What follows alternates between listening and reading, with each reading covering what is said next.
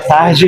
Queria saber sobre a busca do diretor de futebol com a saída do Marcelo Santana e por que a gente tem essa mini janela do dia 2 ao dia 10 e depois, com a pausa, uma nova janela.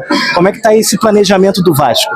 Perfeito. A busca pelo executivo de futebol, a gente vem trabalhando de forma muito profissional e metodológica na contratação desse executivo de futebol. Nós definimos o perfil que nós queremos dentro de um contexto de profissionalização permanente do departamento de futebol. Então, buscamos selecionar os profissionais que preenchem esses requisitos, fizemos o processo seletivo, entrevistamos esses profissionais, estamos na fase final dessas entrevistas e devemos definir isso ao longo dos próximos dias. Espero que a gente defina isso dentro desta semana, então a gente quer trabalhar para isso, não quero cravar esse prazo, porque a gente sempre fica refém quando a gente crava um prazo, mas é nosso objetivo concluir esse processo para que esse profissional se junte ao nosso time o mais rápido possível e que ele possa trabalhar em conjunto com o trabalho que já vem sendo desenvolvido. E aí é importante dizer, nós não estamos aguardando o preenchimento desse cargo para conduzir todas as atividades de avaliação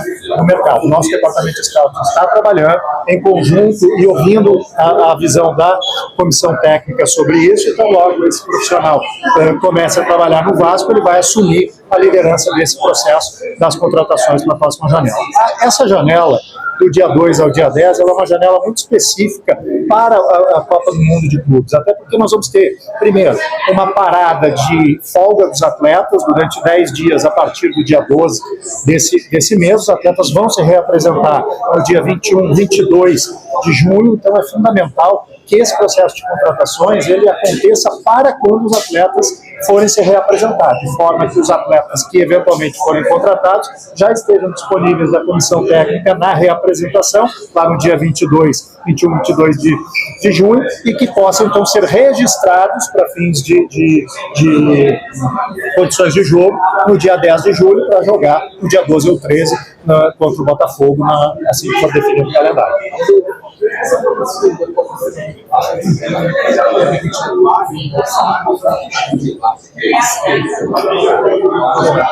O Independente Del Valle é um time que muitos ainda conhecem pouco a respeito do Independente Del Valle, mas que vem fazendo um trabalho muito consistente ao longo dos últimos anos.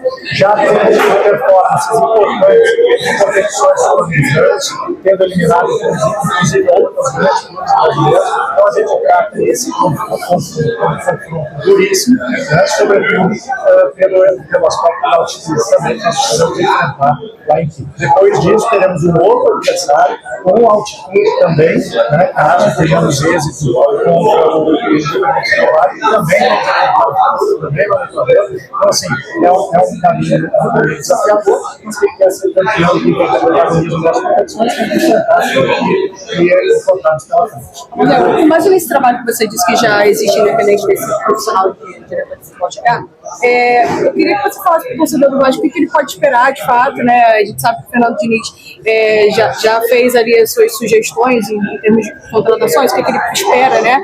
Que chegue de material humano para ele poder trabalhar, e também que você atualizasse a situação do Coutinho, né? Tem o Payet também, o torcedor fica muito inseguro do que vai ser o restante do ano do Vasco. O que você pode falar de mais concreto para esse torcedor? Bom, perfeito. Sobre o Payet, como eu já disse anteriormente, nós já estamos em contato com os seus representantes com o objetivo de nós negociarmos um término antecipado do contrato do Payet. O contrato dele vence no dia 31 de 7. Ele, nesse momento, está liberado, está lá na França, a pedido do próprio atleta. Deverá retornar para o Brasil nos próximos dias, mas nós queremos aí 30 dias sem competições e depois mais 15 dias até vencer o contrato dele. Então, nos parece absolutamente razoável que a gente negocie com o staff do atleta um término antecipado do seu contrato, de forma acordada, de forma ajustada entre as partes, por todo o respeito que nós temos por este atleta, não só no mercado mundial, mas também pela sua passagem aqui no Vasco. Com relação ao Felipe Coutinho, é um atleta que o Fernando Diniz já disse que conta com ele, nós contamos com o atleta, o contrato dele vence no final desse mês.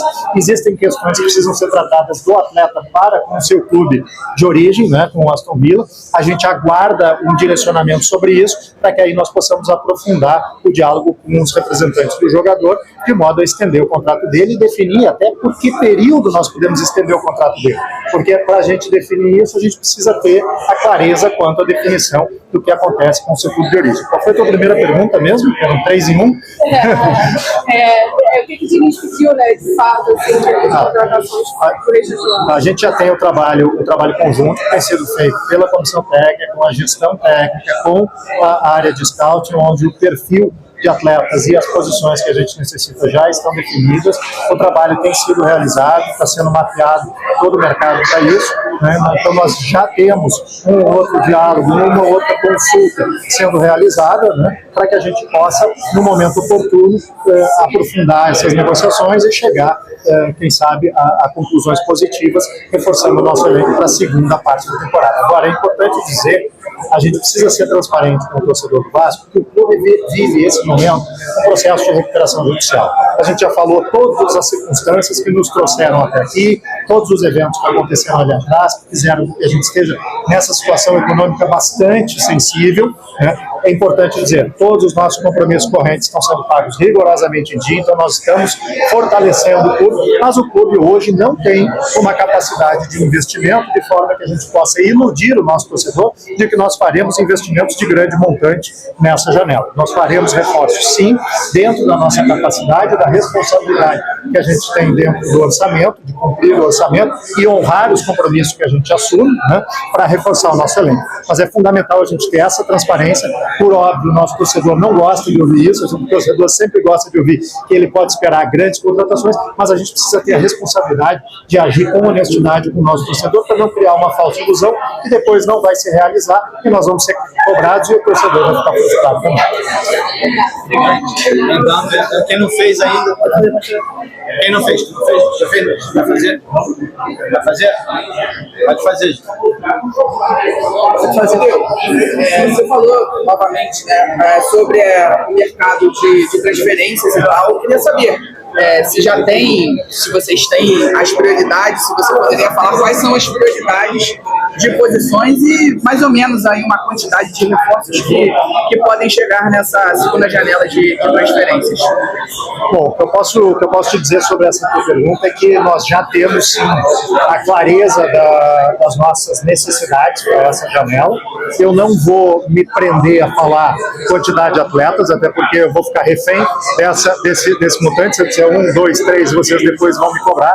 A gente já tem a clareza daquilo que a gente está buscando, das posições que a gente tem necessidade, e o nosso departamento de scout já está fazendo todo o mapeamento. A gente já tem algumas consultas iniciais para que a gente possa, no momento oportuno, conseguir concluir as negociações ou trabalhar para concluir as negociações e reforçar o nosso elenco para essa segunda parte da competição, até porque a nossa posição hoje na tabela de classificação do Campeonato Brasileiro é bastante desconfortável e a gente precisa qualificar o elenco para que a gente saia o mais rápido possível dessa posição desconfortável na competição. Carlos, sobre a situação das renovações, sabe que Léo Jardim estava encaminhando a sua renovação, tem Paulinho, tem Jair, tem Puma Rodrigues, jogadores chegaram no período da 777, acabam o contrato no final da atual temporada e a partir de hoje já pode estar um pré-contrato. Como que está essa situação com esses atletas do Vasco da Gama?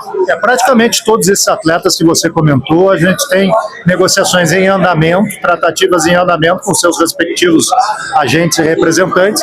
Especificamente falando do Léo Jardim, nós na semana passada apresentamos uma nova proposta para o atleta, uma proposta que a gente considera uma proposta muito boa, muito vantajosa, um prazo longo de contrato, o que demonstra a nossa confiança nesse atleta, uma valorização importante que o leva a ser um dos atletas mais bem remunerados do elenco do Vasco. A gente espera que, com base nessa última proposta que a gente apresentou, que nos próximos dias ou nas próximas semanas a gente consiga concluir essa negociação de renovação da melhor forma possível para que ele continue conosco por um bom tempo ainda.